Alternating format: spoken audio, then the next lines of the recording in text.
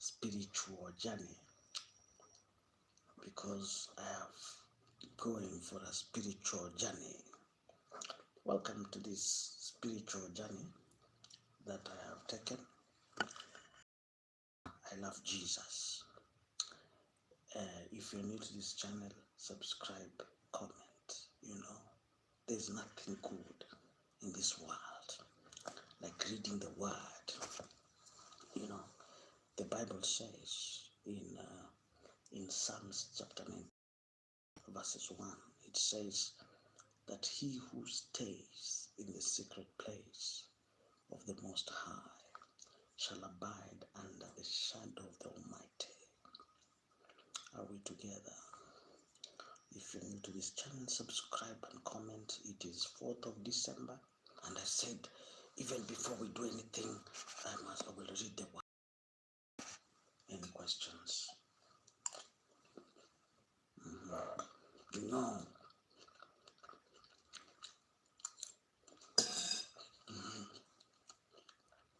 When you read the word,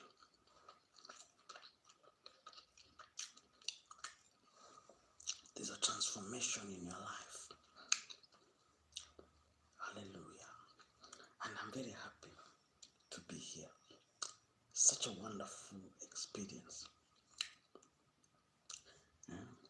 Some people say, oh, welcome to this channel. Be part of this channel. Hallelujah. Be part of this channel. Hallelujah.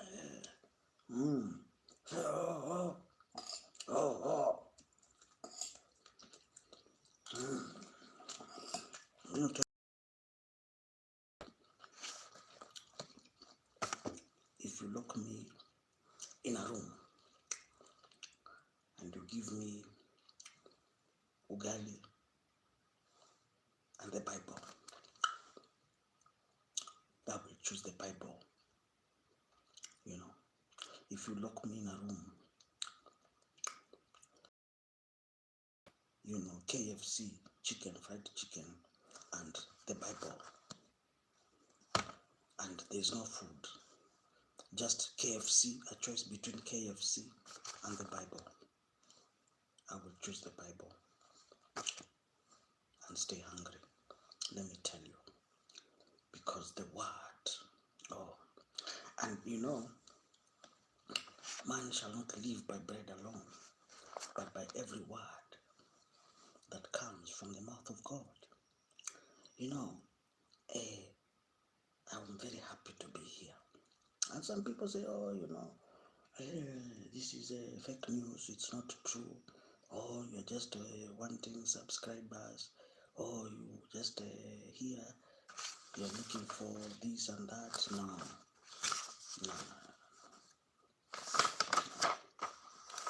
Unfortunately,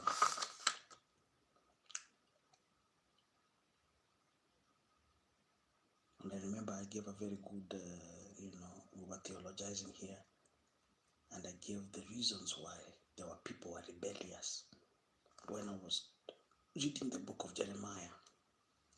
And I asked the question, when the peoples were obedient to God, were they obedient because out of fear of Moses, out of fear of Joshua? Were they obedient because fear of consequences, or were they obedient because of love? That's a very good question. When I am obedient, my question is, am I obeying because I fear the consequences? That's a good question. Is it because because of obligations? Why am I doing this? Why am I doing this? That's a very good question. Even before I also, no. Why are you doing this? If I was to have my way, if I was to have money in the world, will I still be streaming? That's a very good question. Are you streaming because you just want viewers? Because that's a question most of you are asking me. Why is this young man streaming? Is it because he has nothing better to do? What if he becomes a rich man? Will he stop streaming? That's a very good question.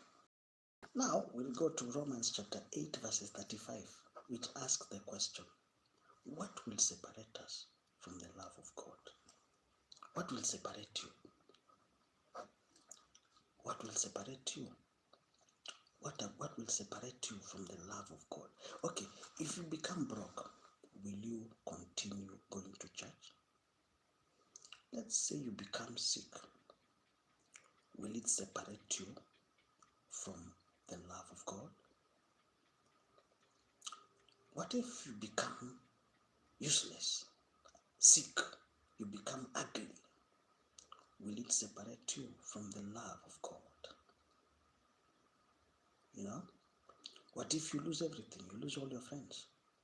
You lose the things you love or the things you hold dear. Will it separate you from the love of God? That's a very good question. It's a very good question. And that's a question that most people are reluctant to answer because maybe you have not been tested enough. All right? So that's a very good question. Let us continue reading. I can see somebody say, I prefer Old Testament, eye for an eye, brimstone, and wrath cloaked as justice. What's your name called? Oh, you prefer the Old Testament.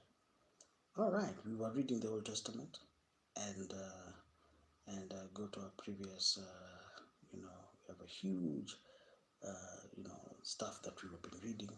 We have analyzed the Old Testament. We are now reading the New Testament.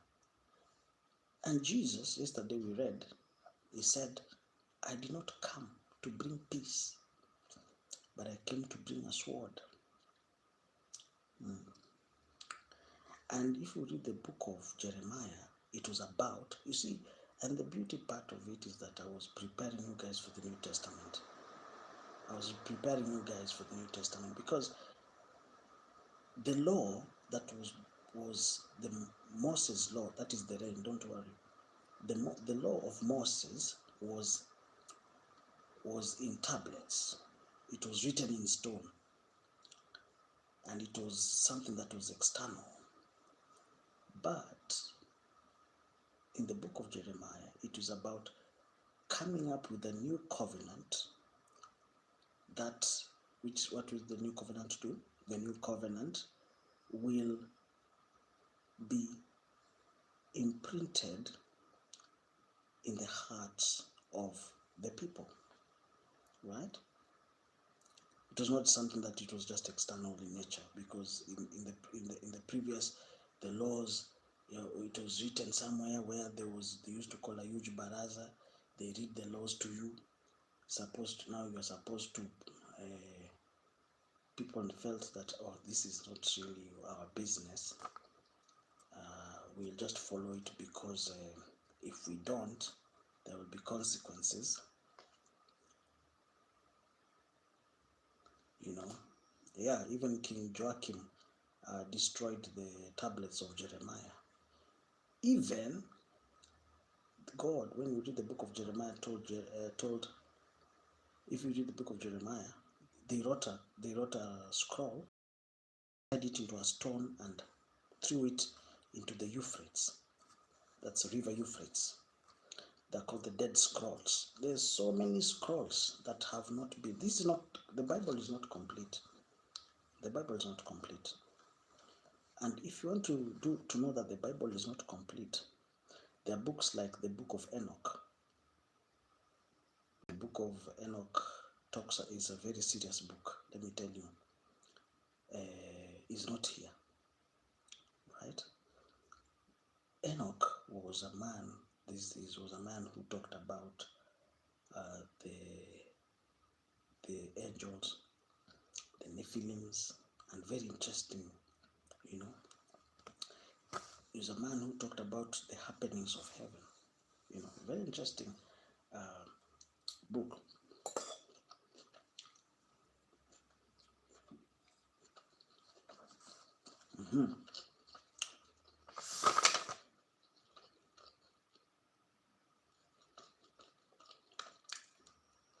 That is the rain, don't worry. it will not stop the streaming. It will continue streaming whether it rains or it doesn't. We'll continue. Let's continue reading, because I know I don't want us to waste a lot of time theologizing. We're supposed to finish this book. That is the rain, don't worry. What time is it? Let me check the time. I don't want us to stay here. Oh my goodness. It's 2 o'clock. I don't want us to stay past 3. Then Jesus said to the crowds, to his disciples, the teachers of the law and the Pharisees sit in Moses' seat. So you must be careful to do everything they tell you, but do not do what they do, for they do not practice what they preach. That is when Jesus talked about the yeast. The yeast, that is the yeast that when you know that Jesus talked about yeasting. Do not eat the yeast. You know, let me be on your guard against the yeast of the Pharisees and the Sadducees. That is Matthew 16:5, 16:6. Be on the guard of the yeast. That is the doctrine. Oh, thank you. It's raining now. You're from New Zealand. All right. Yeah, used to rain. That is good. You're watching me from New Zealand. That's very, very interesting. What time is it in New Zealand? What time is it in New Zealand? And please, let's write there. What time is it? Wow, I am very happy that this program is going up to New Zealand. You know, I used to think that the people who watch this program are just people from around here. Somebody under the bed writing funny comments. Oh, this program will not go far.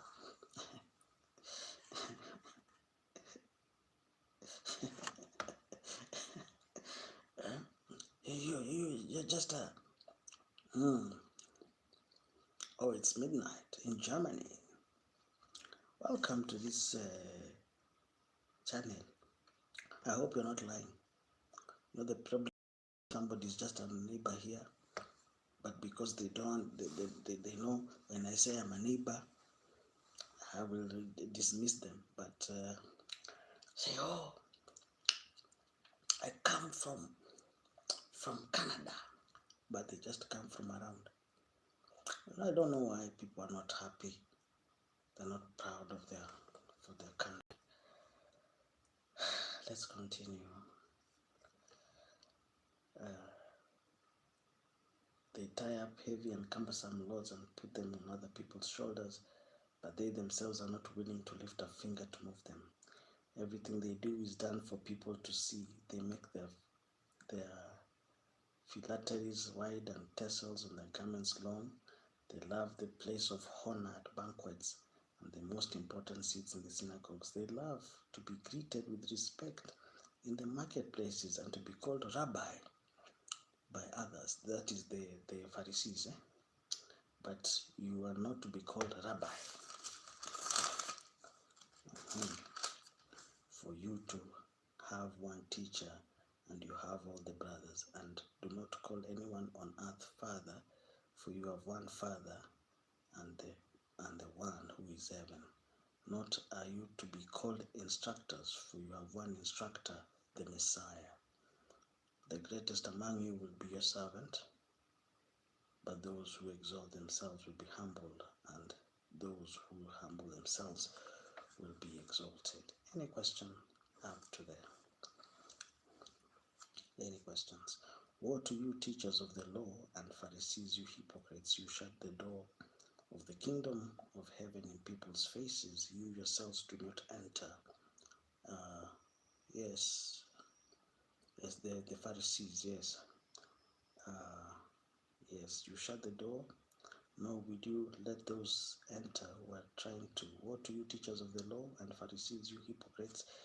You travel over the land and the sea to win a single convert, and when you have succeeded, you make them twice as much as a child of hell as you are. Woe to you, blind guides! You say if anyone swears by the temple, it means nothing, but anyone who swears by the gold of the temple is bound by that oath. You blind fools! So you can imagine the kind of the language that Jesus was using against the Pharisees and the Sadducees. All right, yeah. Which is greater, the gold or the temple that makes the gold sacred? You also say if anyone swears by the altar, it means nothing, but anyone who swears by the gift on the altar is bound by that oath. You blind men, which is greater, the gift or the altar that makes the gift sacred? Which is greater, the gift or the altar that makes the gift sacred? That's a very good question. Which is greater, the gift or the altar that makes the gift sacred? Which is greater, the gift or the altar that makes the gift sacred? Therefore, anyone who swears by the altar swears by it and by everything on it, and anyone who swears by the temple swears by it and the one who dwells in it, and anyone who swears by heaven swears by God's throne and the one who sits on it. Woe to you, teachers of the law and Pharisees, you hypocrites! You give a tenth of your spices. We are reading from Matthew 23. Woe to you, teachers of the law and Pharisees, you hypocrites! You give a tenth of your spices, mint, dill, and but you have neglected the more important matters of the law, justice, mercy, and faithfulness.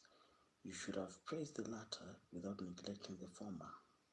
You blind guides, you strain out a gnat to swallow a camel. Woe to you, teachers of the law and Pharisees, you hypocrites! You clean the outside of the cup and the dish, but inside you are still full of greed and self-indulgence. Blind Pharisees, first clean the inside of the cup and dish, and then the outside will also be clean. Woe to you, teachers of the law and Pharisees, you hypocrites! You are like whitewashed tombs, which look beautiful on the outside, but on the inside they are full of bones of the dead and everything unclean. In the same way, on the outside you appear to people as righteous, but on the inside you're full of hypocrisy and wickedness. Oh my goodness, that was stinging. Yeah? That was a stinger. Woe to you, teachers of the law and Pharisees, you hypocrites! You build tombs for the prophets and decorate the graves of the righteous. And you say, we have lived in the days of our ancestors, we would have not taken. Yeah. That's what I'm saying. That's why I'm saying if the Pharisees, they did not like Jesus at all, because Jesus called them funny names. He called them, you blind guides, you're like whitewashed tombs, you hypocrites. He called them, you brood of vipers. Very, very tough, harsh words from Jesus. So we can even sense from these words that crucifixion is not far away from here. Don't go anywhere. Crucifixion is not even far. Woe to you, teachers of the law and Pharisees! You build tombs for the prophets and decorate the graves of the righteous, and you say, we have lived in the days of our ancestors. Okay, you snakes, you call them, you brood of vipers. How will you escape being condemned to hell? Therefore I'm sending you prophets and sages and teachers. Some of them will kill and crucify, others you will flog in your synagogues and pursue from town to town. And so upon you will come all the righteous blood that has been shed on earth, from the blood of the righteous Abel to the blood of Zechariah the son of Berechiah, whom you murdered between the temple and the altar. Truly I tell you, all this will come upon this generation. Jerusalem, Jerusalem. Any question up to there? If you're new to this channel, subscribe and comment. We have just 4 chapters left so that we can finish the book of Matthew. We just have 4 chapters left, don't worry. And I will be finished from in just an hour's time. Don't worry. Jerusalem, Jerusalem, you who kill the prophets and stone those sent you, how often I've longed to gather your children together as a hen gathers her chicks under her wings. Any question up to there? And you are not willing. Look, your house is left to you, desolate. For I tell you, you will not see me again. Until you say, blessed is he who comes in the name of the Lord. Any question up to there? Any question? I'll be back in a moment.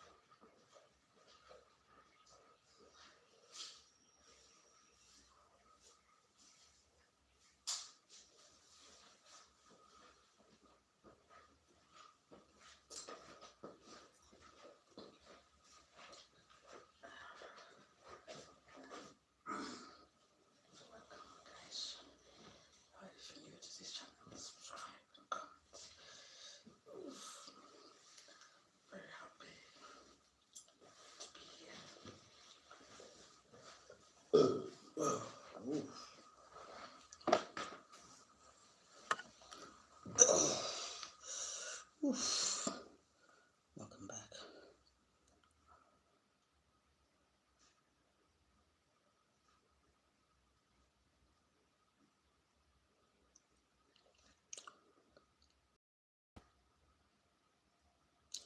Oh, all right.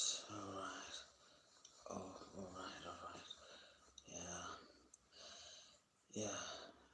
so happy that subscribe, please. Subscribe. Let's continue reading. Any questions up to the you're free to ask me your questions. You're free to ask me your questions. You're free to ask me your questions. I'll be more than happy to answer you.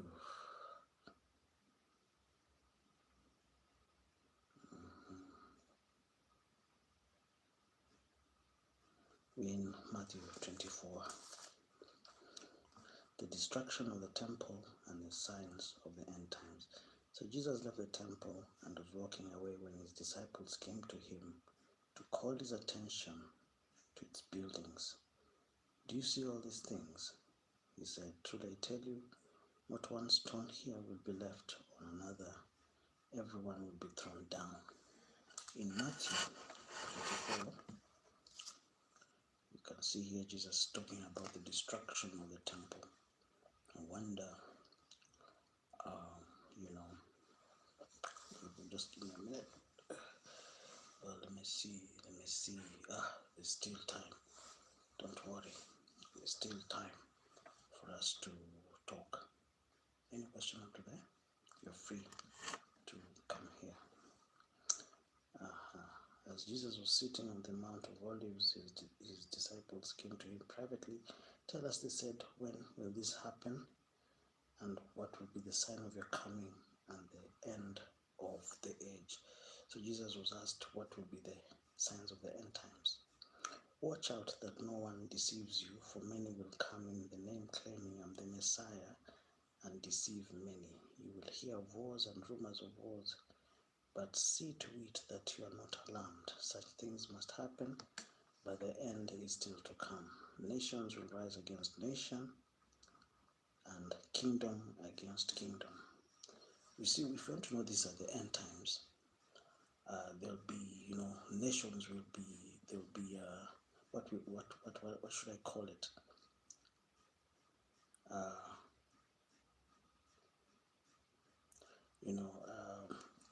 If you want to know that, nations are rising against another, you'll hear of war.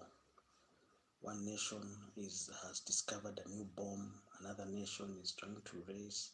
There's a military race. One nation is stockpiling. Another nation is like Iran. You saw the way they had new weapons, intercontinental missiles from one continent to another. You saw that this year. So those are signs. There'll be a lot of famine, a lot of war. Then you'll be handed over to there will be famine and earthquakes in various places. All these are the beginning of birth pains. Then you'll be handed over to the persecuted and put to death, and you'll be hated by all nations because of me. At that time, many will turn away from the faith and would betray and hate each other. And many false prophets will appear and deceive many people. Because of the increase of wickedness, the love of the most will grow cold. You see, people will no longer love one another. People will be very cold to that is a sign, all right? But the one who stands firm to the end will be saved. And this gospel of the kingdom will be preached to the whole world as a testimony to all the nations, and then the end will come. So when you see standing in the holy place the abomination that causes desolation, spoken of through the prophet Daniel, and let the reader understand, then let those who are in Judea flee to the mountains. Let no one on the housetop go down or take anything out of the house. Let no one in the field go back to get their cloak. How dreadful it will be in those days for pregnant women and nursing mothers. Pray that your flight will not take place in winter or on Sabbath, for then there will be great distress, unequaled from the beginning of the world until now, and never to be equaled again. In those days, if those days had not been cut short, no one would survive, but for the sake of the elect, those days would be shortened. At that time, if anyone says to you, look, he is the Messiah, or there he is, do not believe it. For false messiahs and false prophets will appear and perform great signs and wonders to deceive, if possible, even the elect. See, I have told you in advance. The last days you'll see many people performing wonders. There'll be many false prophets, many false teachers. No problem. You'll find me here. No problem. Yeah, no problem. Just subscribe. There's no problem. All right. So if anyone tells you there he is out in the desert, do not go out or here he is. The inner rooms, do not believe. For as lightning that comes from the east is visible, even in the west, so will be the coming of the Son of Man. Whenever there's a carcass, the vultures will gather.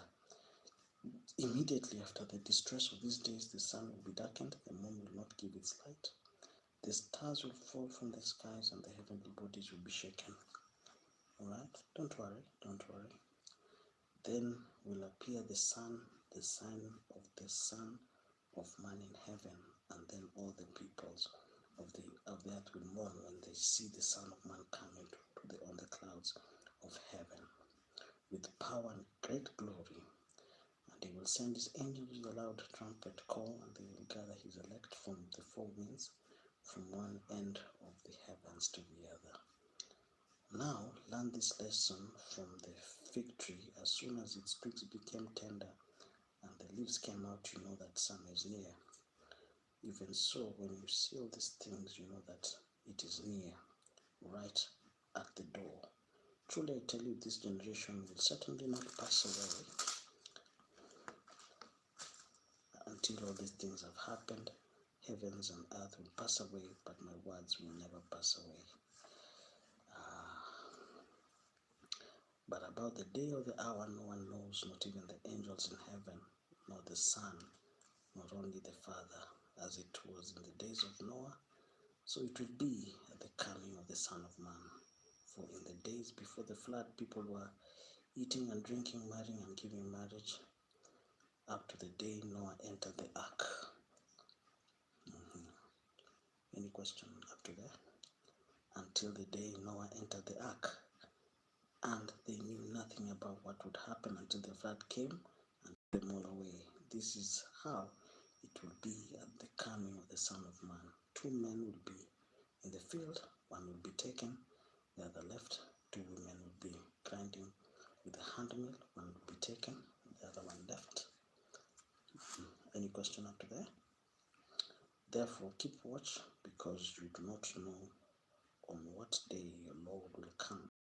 Understand this: if the owner of the house had known at what time of the night the thief was coming, he would have kept watch, and he would not let his house be broken into. Alright, any questions up to there? If you're new to this channel, subscribe and comment. So you also be ready, because the Son of Man will come at an hour when you do not expect him. Who then is faithful and wise servant, whom the master must put in charge of the servants in his household to give them their food at the proper time? It will be good for that servant whose master finds him doing so when he returns. Truly I tell you, he will be put in charge of all his possessions. But suppose, welcome to this stream. Very happy to have you here. But suppose that servant is wicked and says to himself, my master is staying away for a long time, and he begins to beat his fellow servants and eat and drink with drunkards. The master of that servant will come on a day when he does not expect him, and at an hour he is not aware of. Subscribe and comment. I'll be very happy. We're just about to finish the book of Matthew. And I'm very happy that we're just about to finish. He will cut him into pieces and assign him a place with the hypocrites, where he will be weeping and gnashing of teeth. Any question up to there? You're free to ask me your questions. We're just about to finish. Don't worry. And then after that, call it a night. Whew. Any questions up to there? Right. At that time, the kingdom of heaven would be like 10 virgins who took their lamps and went out to meet the bridegroom. 5 of them were foolish and 5 were wise. The foolish ones took their lamps, but they did not take any oil with them. The parable, Matthew 25. The bridegroom was a long time in coming, and they all became drowsy and fell asleep. At midnight the cry ran out, "Here is the bridegroom, come out to meet him." Then all the virgins woke up and trimmed their lamps. The foolish ones said to the wise, "Give us some of your oil, our lamps are going out." "No," they replied, "there may not be enough for both of us and you. Instead, go to those who sell oil and buy some for yourselves." Any question up to there? Any question? If you're new to this channel, subscribe. But while they were on their way to buy the oil, the bridegroom arrived. The virgins who were ready went in with him to the wedding banquet, and the door was shut. Later, the ones also came. "Lord, Lord," they said, "open the door for us." But he replied, "Truly I tell you, I don't know you. Therefore keep watch, because you do not know the day or the hour." Any question up to there? If you're new to this channel, subscribe and comment. Tell me where you're watching me from. Be more than happy to any question up to there. Any question? If you're new to this channel, subscribe and comment and tell me where you're watching me from. Again, it will be like a man going on a journey who called his servants and entrusted his wealth to them. To one he gave 5 bags of gold, to another 2 bags, to another 1 bag, each according to his ability. Then he went on his journey. The man who had received 5 bags of gold went at once and put his money to work and gained 5 more bags. Welcome to this channel. Very happy to host you. Any question up to there? Very happy. But a man who had received 1 bag went off, dug a hole in the ground, and hid his master's money. After a long time, the master of the servants returned and settled accounts with them. The man who had received 5 bags of gold brought the other 5. "Master," he said, "you entrusted me with 5 bags of gold. See, I've gained 5 more. His master replied, "Well done, good and faithful servant. You have been faithful with a few things. I will put you in charge of many things." Any question up to there? Come and share your master's happiness. The man with 2 bags of gold also came. "Master," I said, "you entrusted me with 2 bags of gold. See, I have gained 2 more. His master replied, "Well done, good and faithful servant. You have been faithful with few things. I will put you in charge of many things. Come and share your master's happiness." Being faithful with small things, you'll start being entrusted with bigger things. Then the man who had received 1 bag of gold came. "Master," he said, "I knew you were a hard man, harvesting where you have not sown and gathering where you have not scattered seed. So I was afraid and went out and hid your gold in the ground. See, here is what belongs to you." His master replied, "You wicked, lazy servant. So you knew that I harvest where I have not sown and gather where I have not scattered. Well then, you should have put my money on a deposit with the bankers, so that when I returned, I would have received it back with interest. So take the bag of gold from him and give it to the one who has 10 bags. For whoever has will be given more, and they will have an abundance. Whoever does not have, even what they have will be taken from them." Any question up to there? Any question? And throw that worthless servant outside into the darkness, where they will be weeping and gnashing of teeth. Any question up to there? Any question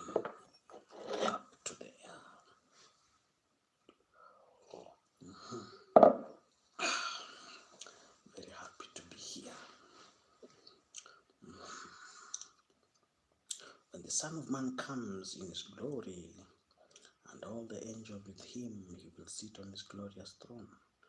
All the nations will be gathered before him, and he will separate the people one from another, as a shepherd separates the sheep from the goats. He will put the sheep on the right and the goats on the left. Then the king will say to those on his right, "Come, you who are blessed with my Father, take your inheritance, the kingdom since the creation of the world. For I was hungry, and you gave me something to eat. I was thirsty, and you gave me something to drink. I was a stranger, and you invited me in. I needed clothes, and you clothed me. I was ill, and you looked after me. And I was in prison, and you came to visit me." Then the righteous will answer him, "Lord, when did we see you hungry and fed you, or thirsty, or give you something to drink? When did we see you a stranger and invited you in, or needed clothes to clothe you? When did we see you were ill or in prison and go to visit you?" The king will reply, "Truly I tell you, whatever you did for one of the least of these brothers and sisters of mine, you did for me." Any question up to there? If you're new to this channel, subscribe, comment. Then he will say to those on his left, "Depart from me, you are cast into the eternal fire prepared for the devil and his angels. For I was hungry, and you gave me nothing to eat. I was thirsty, and you gave me nothing to drink. I was a stranger, did not invite me in. I needed clothes, and did not clothe me. I was ill and in prison, and did not look after me." They also will answer, "Lord, when did we see you hungry or thirsty, or a stranger needing clothes, or ill, or in prison, and did not help you?" Any question up to there? He will reply, "Truly I tell you, whatever you did not do for one of the least of these, you did not do for me." Then they will go away to eternal punishment, but the righteous to eternal life. So, ladies and gentlemen, the plot to arrest Jesus has started. And, but you see, ladies and gentlemen, we're in Matthew 26. We're just about to finish, don't worry. Just about to finish and start the book of Mark. When Jesus had finished saying these things, he said to the disciples, "As you know, the Passover is 2 days away, and the Son of Man will be handed over to be crucified." Then the chief priests and the elders, the people assembled in the palace of the high priest, whose name was Caiaphas, and they schemed to arrest Jesus secretly and to kill him, but not during the festival. They said, "Oh, there will be a riot among the people." Well, Jesus was in Bethany. But you see, there's a story that is missing here, the story of Lazarus. Because it was immediately after the healing of Lazarus, the resurrection of Lazarus. Let me just finish with. Let's continue reading. While Jesus was in Bethany, the home of Simon the leper, a woman came to him with an alabaster jar of very expensive perfume. Alabaster jar. Alright, which he poured on his head as he was reclining at the table. When the disciples saw this, they were indignant. "Why this waste?" they asked. "This perfume could have been sold at a higher price and the money given to the poor." Aware of this, Jesus said to them, "Why are you bothering this woman? She has done a beautiful thing to me.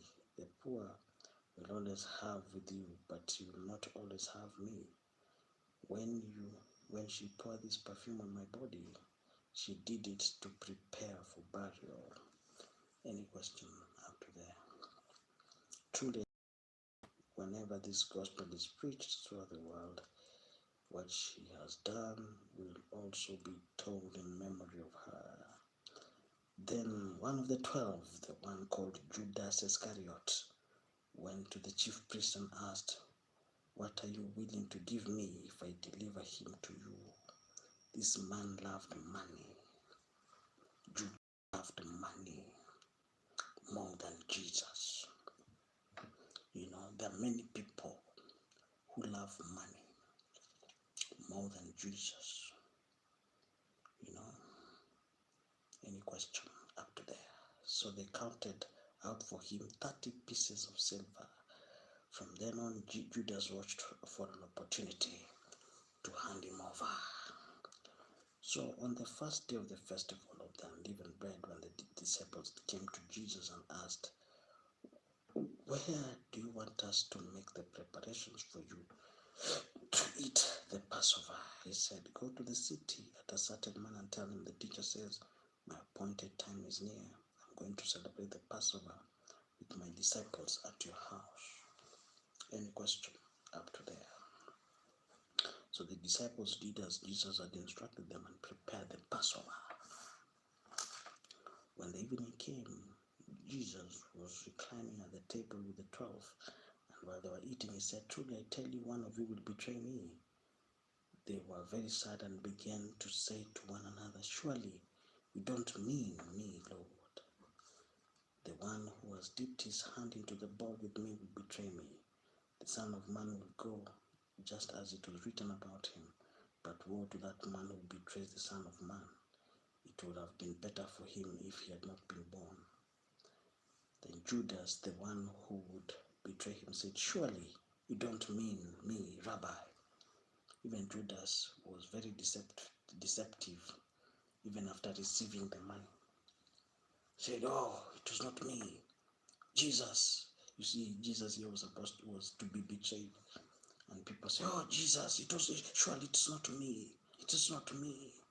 Everybody, "Oh, Master, Rabbi, who is it?" Jesus said, "You have said so." While they were eating, Jesus took the bread, and when he had given thanks, he broke it and gave it to his disciples, saying, "Take and eat. This is my body." Then he took the cup, and when he had given thanks, he gave it to them, saying, "Drink from it, all of you. This is the body of my covenant, which is poured out for many for the forgiveness of sins. I tell you, I will not drink from this fruit of the vine from now on, until the day when I drink it new with you in my Father's kingdom." When they had sung a hymn, they went out to the Mount of Olives. Now, just about to finish. When Jesus told them, "This very night, you all will fall away on the account of me, for it's written, I will strike the shepherd, and the sheep will be scattered. But after I've risen, I'll go ahead of you into Galilee." Peter replied, "Even if all fall away on account of you, I will never." Peter was the first one to tell Jesus that I will stay with you. "Truly I tell you, this very night, before the cock crows, you will disown me 3 times. But Jesus declined, "Even if I have to die with you, I will never disown you." And all the other disciples said the same. Then Jesus went to his disciples to a place called Gethsemane. They said to him, "Sit here while I go over there to pray." He took Peter and 2 sons of Zebedee along with them, and he began to be sorrowful and troubled. Then he said to them, "My soul is overwhelmed with sorrow to the point of death. Stay here and watch over me." Any questions up to there? If you're new to this channel, subscribe. Happy to be here. Don't go anywhere. Going a little further, he went with his face on the ground and prayed, "My Father, if it's possible, may this cup be taken from me. Yet not as I will, but as you will." Then he returned to his disciples and found them sleeping. "Couldn't you men keep watch with me for 1 hour?" He asked Peter, "Watch and pray so that you will not fall into temptation. The spirit is willing, but the flesh is weak." He went away a second time and prayed, "My Father, if it is possible for this cup to be taken away, unless I drink it, may your will be done." When he came back, he found them sleeping because their eyes were heavy. So he left them and went away once more and prayed the 3rd time, saying the same thing. Any question up to there? If you're new to this channel, subscribe, comment, tell me where you're watching me from. Then he returned to the disciples and said to them, "I you still sleeping and resting? Look, the hours come. The Son of Man is delivered into the hands of the sinners. Rise, let us go. Here comes my betrayer. Oh, this is good. Let me go and grab a cup of coffee. I will be back. Don't go anywhere.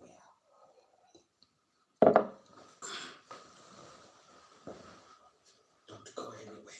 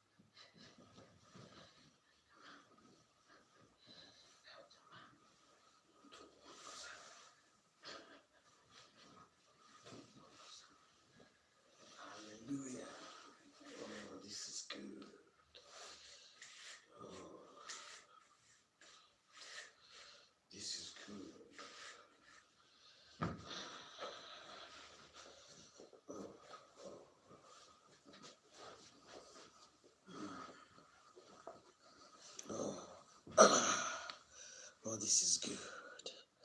Any question up to there? I'm just going to prepare some tea and I'm back. Oh, this is good. Any questions up to there? So here,